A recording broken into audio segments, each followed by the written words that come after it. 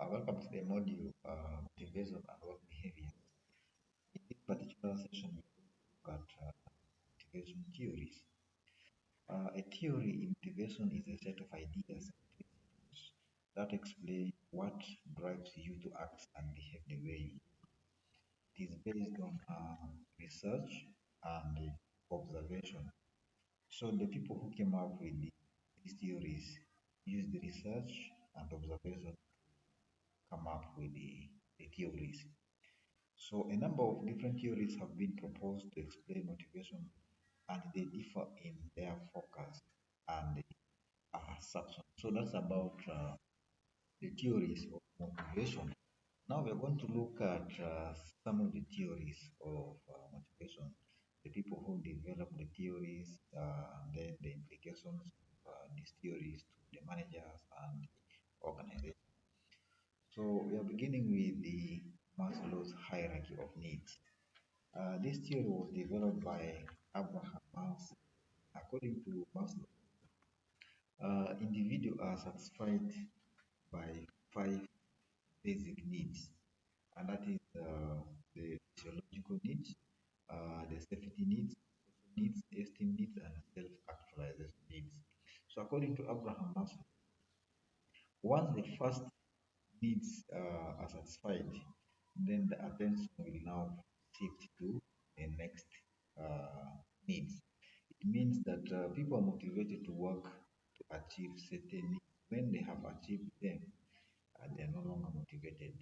The motivation is now to get the next need. So, under physiological needs, we are talking about food, water, shelter, and the clothing. So, according to Abraham Maslow, people are motivated to work because they want to get food, because they want to drink water, and they want to sleep. Okay. So, as a manager, the implication to you here is at workplace you need to have at least water. It looks simple, but it means a lot in terms of motivation. You need to provide water at workplace, even food. Okay, you need to find a means of having lunch at the workplace. This will all help in motivating your employees. So that's about physiological needs. Now, when the physiological needs are already achieved, there's no more motivation. The focus now will shift to the next needs. That is the safety now, the safety needs. So the example of the safety needs is the stable job. Okay, you need to provide a stable job to the employees. People are motivated to work if they are sure that they'll be working the next 1 2 years. They are motivated. But where the security of the job is not sure, you're not sure whether you're going to continue working in the next 2 3 months, then the employees will not be motivated. The attention now will be to look for more stable work than what the person is doing now. So the implication to you as a manager is you need to give at least a long-term contract to your employees. At least 1 2 years is okay. But if you have a contract of only 2 months, 3 months, then in terms of motivation, people will not be focusing a lot on that job. The security is not there. The job security is not there. They'll be looking for where they will be working for long, where the job is stable, etc. So another example of safety needs is also a safe home. Okay, people are working because they want to be in a well-secured home whereby the security of the family members 100%, if not 100%, at least 90% you are secured. So that's what motivates people to go for work. And still under safety needs, we have financial security. Okay, do you have enough money if you lose your job now to sustain yourself in the next 1 year? That's the security of finance we are talking about. So people are motivated to work because of the financial security, because they know that even if the contract ends today, they will still survive in the next 1 2 years with the saving, with the money they have in the bank. So as a manager, you need to make sure that the saving plans is there, the salary is reasonable for someone to save, etc. So that is about safety needs. After the safety needs are achieved, now the attention. will focus to esteem needs. That's according to Abraham Maslow hierarchy of needs. Now, under the esteem needs, examples are achieving goals.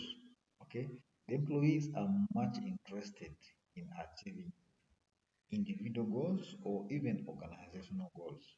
The moment the goals are not achieved, then they feel they have done nothing and they will not be motivated. So employees, they work hard, they are motivated to make sure that the goals of the organization is achieved or their individual goals are achieved. Another example esteem needs is you can talk about receiving praise. Okay, receiving praise.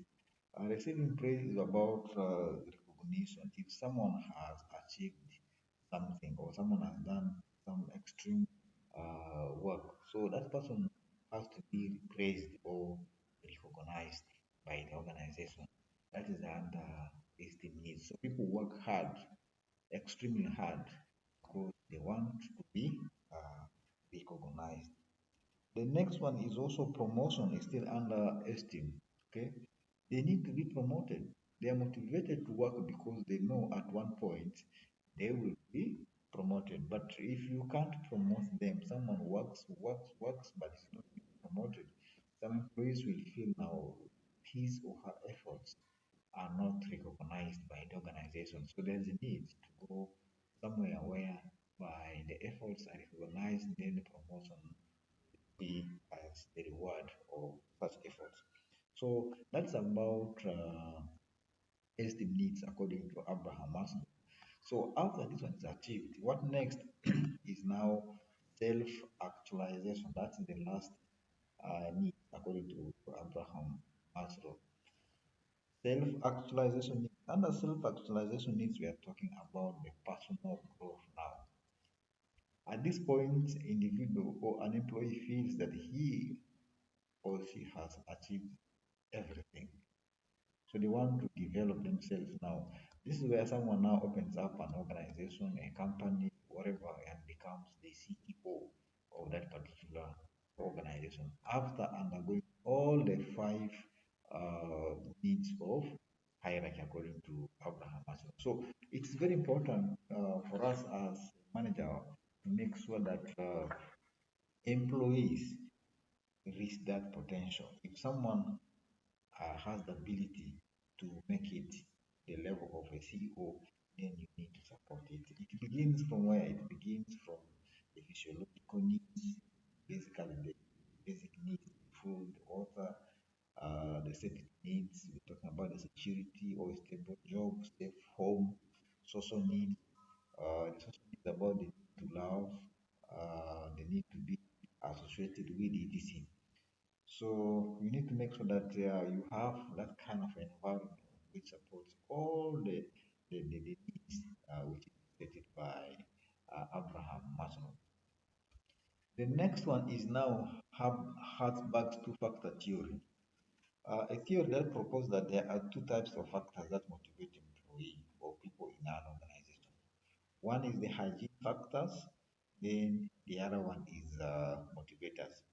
Let us first look at hygiene factors.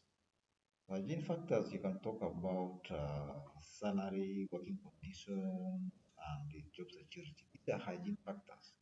They don't motivate employees. They only prevent employees from leaving the organization or from being demotivated. So, in other words, we call them dissatisfaction.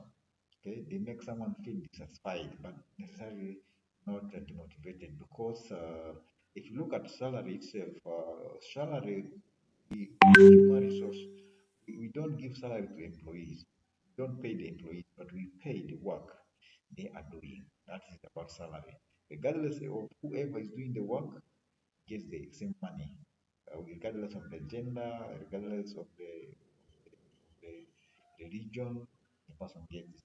So we are paying the work, but not the people. So when you're paying the work, but not the people, means that's not a motivation. Okay, the person is not going to be motivated because even by law, everyone is entitled to salary. So Working conditions, for example, long working hours without incentives, it makes someone to feel demotivated. I mean, dissatisfied, of course, dissatisfied with work. And then the job security, we just looked at Maslow's hierarchy of needs when he talked about safety.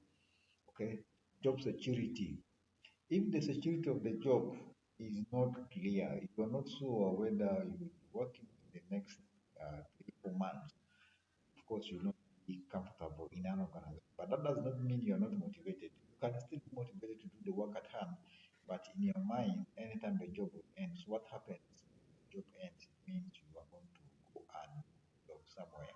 So that's about hygiene factors. So their absence at workplace lead to job dissatisfaction. Now, the other factor is the motivators now. Other motivators, Frederick Hasbach talked about achievement, recognition, and responsibility. So people want to be recognized for their efforts. Basically, that is it. You are doing a lot of work in an organization, but your efforts, your achievements are not recognized. So you feel demotivated. So people want to achieve. If you don't achieve anything, you feel you are not motivated. You better go somewhere whereby you can have achievement. Then responsibility, you need to be given responsibility, extra task. Okay, you're working in an organization whereby no responsibility is given to you. Then how will you motivate? Some people don't want to be dormant at workplace. They want more activities, more responsibilities to keep them busy and motivated. So that's what has back to factor theory as far as theory of motivation in this module is concerned. The next theory now is the next theory is okay. We're still looking at Hausberg two-factor theory. So the two-factor theory of motivation is still that suggests that satisfaction and dissatisfaction at work are influenced by two sets of factors: hygiene factors and motivators, which you have already looked at. The hygiene factors are factors that prevent dissatisfaction. So their absence at workplace to job dissatisfaction, such as salary, benefits, and working conditions. Then motivating factors are factors that lead to satisfaction, such as the nature of the work, recognition, advancement opportunities. It is sort of the summary of Hasbach's two-factor theory. Now let us look at examples of hygiene factors.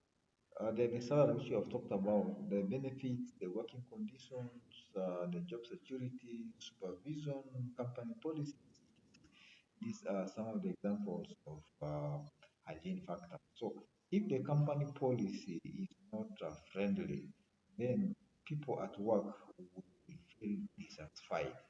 Okay, even the supervision, you don't need to over supervise your employees. Some employees don't want over supervision. You give them the autonomy, the power to do what they're doing, the minimum limited supervision.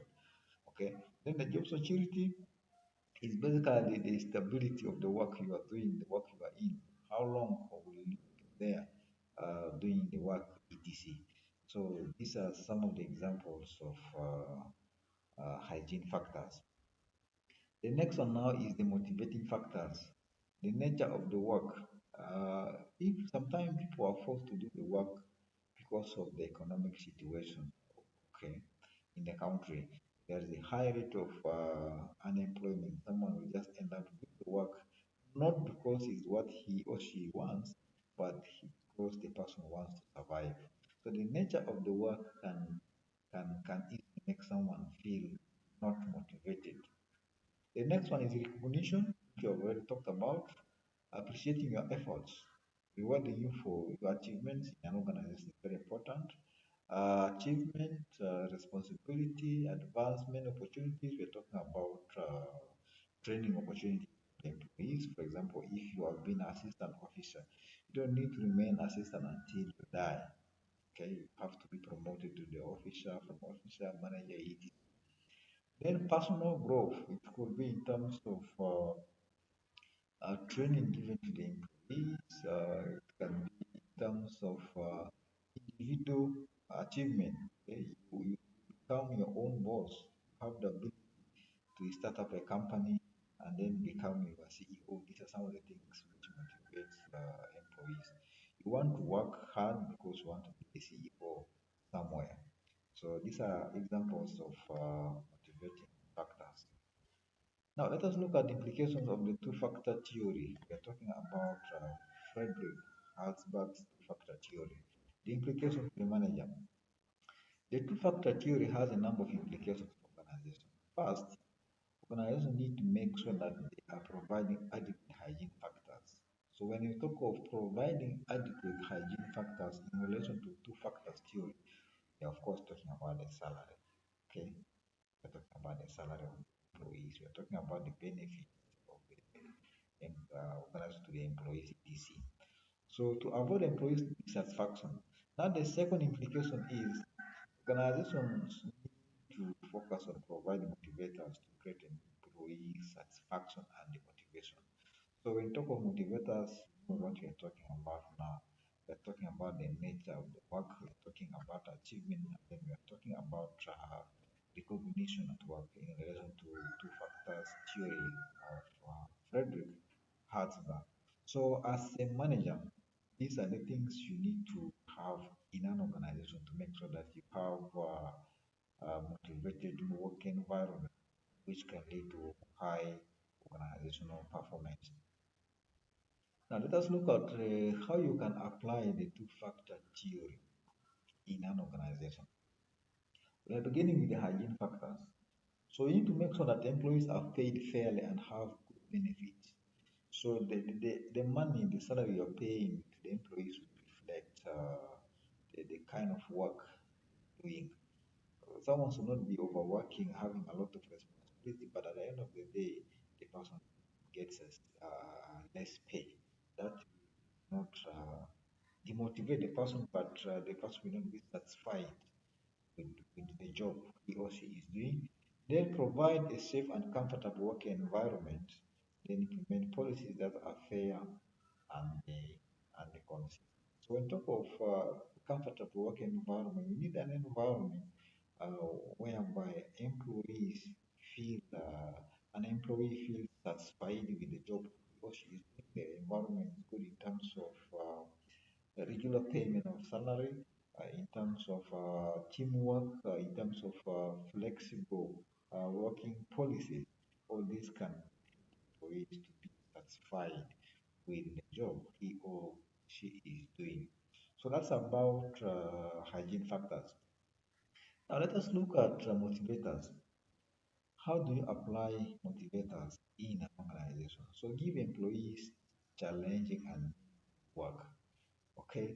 For example, giving simple tasks to employees every day becomes too monotonous. People want new things, challenging tasks. Okay. If you're an employee, you don't want a challenging task, not very serious employees. How can you do over and over again, every day, Monday to Friday, January to January? You're just doing the same task. Can't you get tired of it? Some employees will not take it. They want challenging task. Okay. Then you also need to recognize and reward employees for their accomplishments. If someone has accomplished a certain task, that person has to be rewarded. The reward does not necessarily mean financial reward by salary increment or something like that. No. The reward can be in terms of promotion. Okay, you need to promote the person. The reward can be in terms of giving scholarship, study opportunity to upgrade. These are some of the rewards we are talking about. Then you need to provide opportunities for advancement and personal growth. Advancement, you have talked about training or scholarship, and then also promotion at workplace to the employee. So that is how you can apply a HASBAC theory in an organization.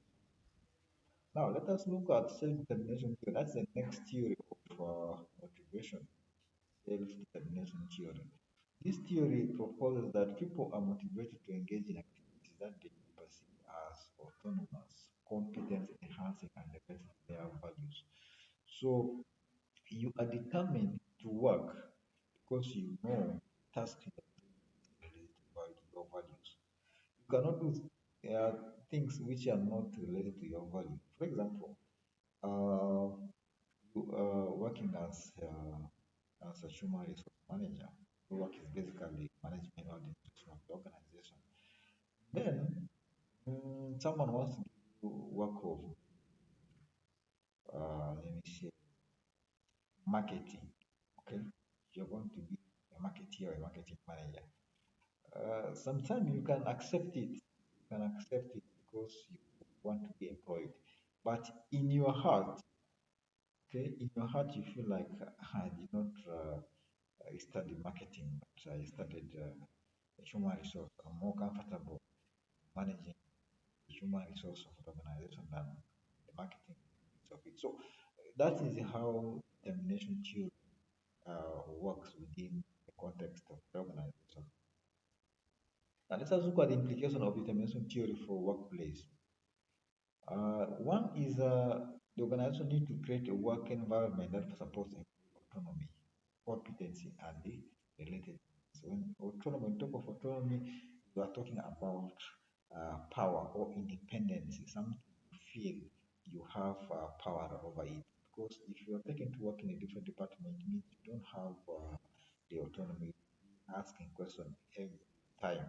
So, but if the work is related to what you know, the work is related to your competency, then you have that autonomy to to the task. So that is the implication of self-determination theory to the managers.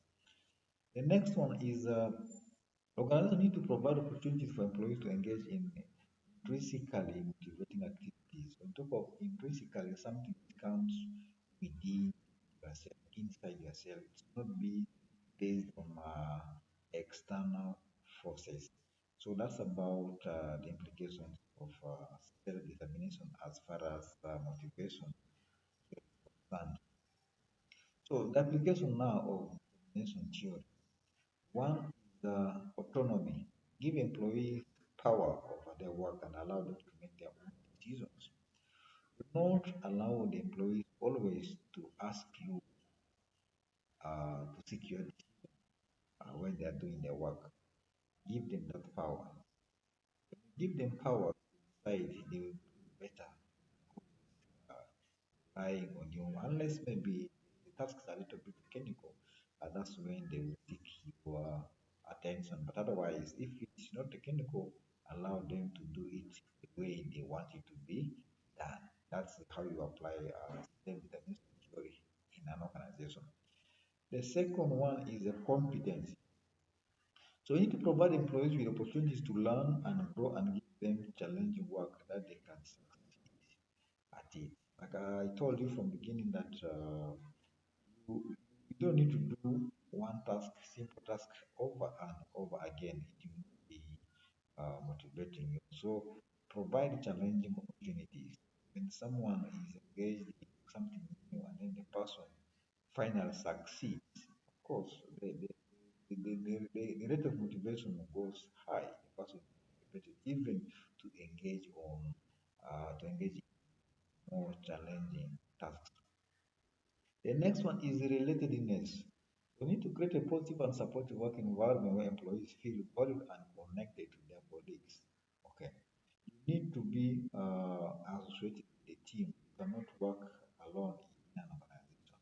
So if you feel that you are not loved in an organization, then of course you're not motivated. If you look at Abraham Maslow's hierarchy of needs and social needs, it's all about association. It's all about love. It's all about teamwork. But if you feel that you're not needed in the team, of course, you're not motivated. So, as a manager, you need to make sure that the people are related to each other in terms of the jobs, and then also the task. Even you are given to the employees should be related to also their profession.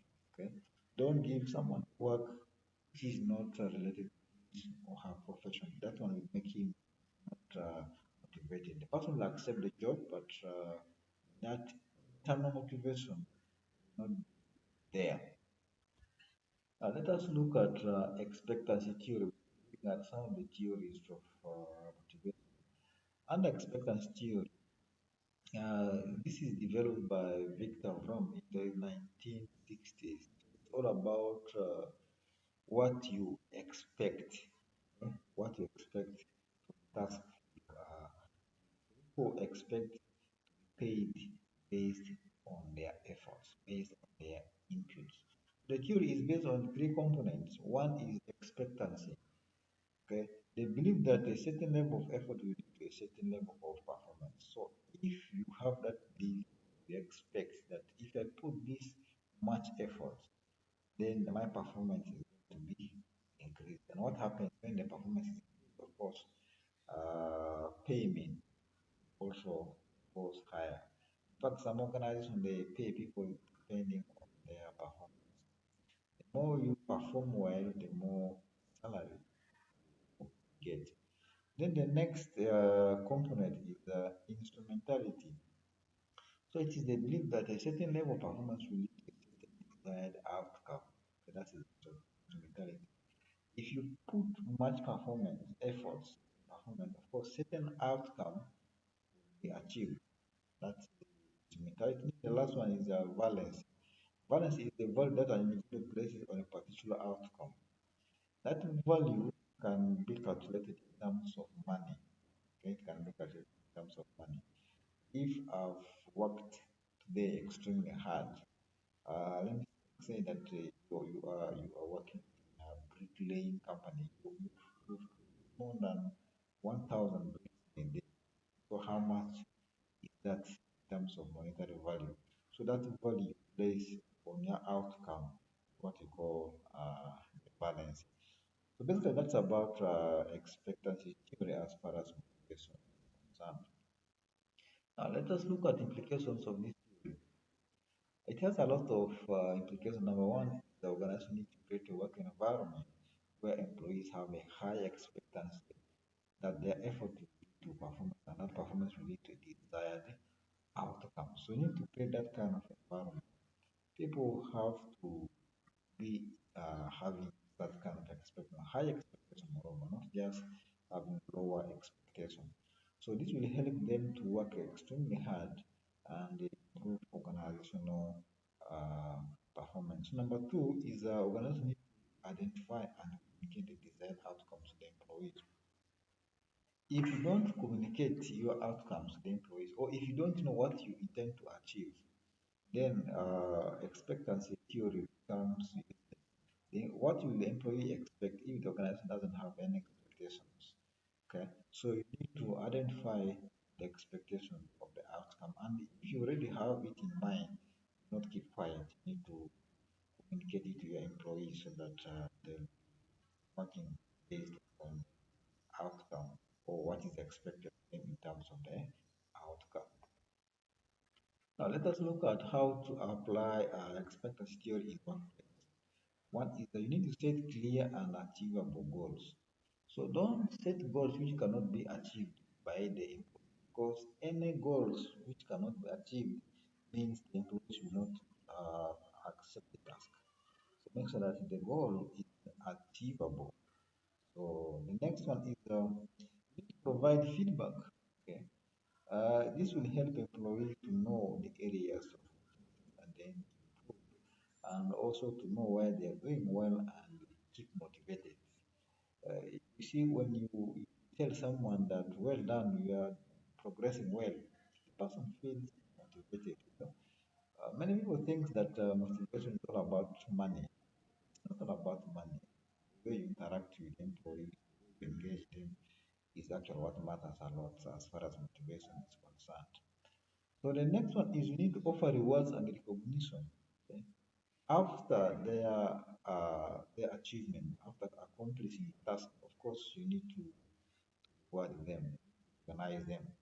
This will help them motivated to take on another task, and also it will help the people who are not performing well. start improving on their performance to make sure that they will one day be recognized and rewarded by the organizers. So that is the application of expectancy in an organization. The next theory of motivation is the equity theory. A theory that proposes that people are motivated to maintain a fair balance between their inputs, that's about the effort, the skill, the efficiency, and the outputs, which is about the rewards, recognition, and then etc. So people want to be paid based on their qualifications, based on their skills. People who are highly educated they expect reasonable payment.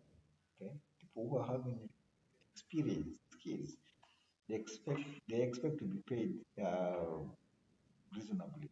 But if you are giving someone little money which does not reflect his level of education, for example, you're having masters, but where you're working, you're being paid $100. I don't know whether you will be comfortable with that. Also, that one depends on, of course, the economic situation of the country. Okay, you cannot force someone to give you a high amount of money when the economy is bleeding. So that's about equity theory. You being paid based on your qualifications, education, skills, things like that. Then the implication to workplace. Equity theory has a number of implications for organizations. First, organizations need to be fair in their treatment of employees. Okay? It means if it's about salary increment, it's all about recruitment, if it's all about promotions done in a fair manner.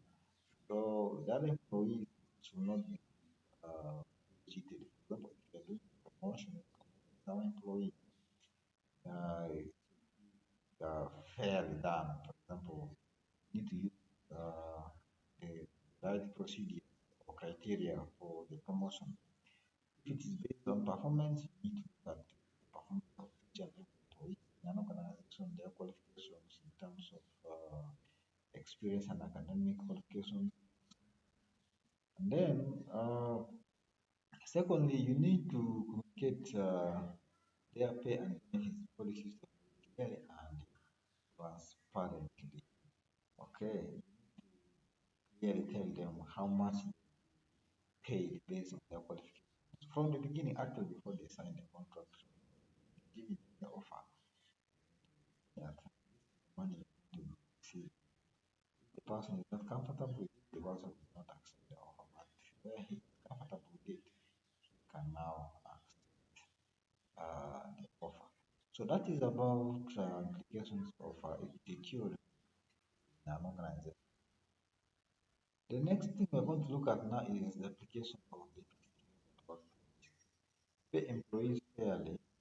So employees will be paid fairly to their work, taking into account the experience, education, and the effort. In fact, these are some of the elements which determine pay, okay? Education, skills, experience.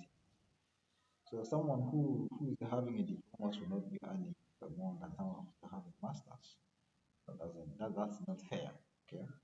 Then provide equitable benefits. Employees will have access to equitable benefits such as health insurance, retirement savings plans, vacation time, etc. Equal to don't give others few days of vacation and then some you give them longer vacation. That's not allowed. Then the last one is provide equal opportunities. Employees will have equal opportunities for advancement and development. So if there is any opportunity for further study or training or any other additional skills given to employees uh, done equally. Not, we get. So that is how we apply theory in an organization. Then lastly, we are going to look at implications of motivation theories for behavior now. So we have been looking at different theories, motivation, again, Abraham Maslow, we looked at Frederick Herzberg theory, that acceptance theory, self-determination theory, etc. So we want to look at the implications of these theories now. One is the different motivation theories have different implications for what we hear. For example, Maslow's theory suggests that managers should focus on providing employees with the opportunity to satisfy their higher needs, such as testing and actualization.